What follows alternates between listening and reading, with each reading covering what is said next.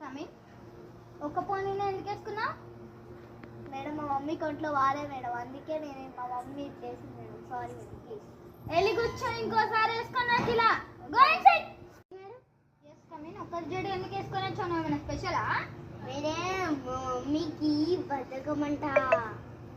బతకమా? ఏం మాట్లాడుతున్నావు? టీచర్ దగ్గరికి వచ్చి మేడం ఎందుకు ఒక జడ వేసుకున్నా? మేడం మీకు ఎన్నిసార్లు చెప్పాలి మేడం మా మమ్మీ బతకమంట. ఏం మాట్లాడుతున్నావు? వెళ్ళి కూర్చోపా.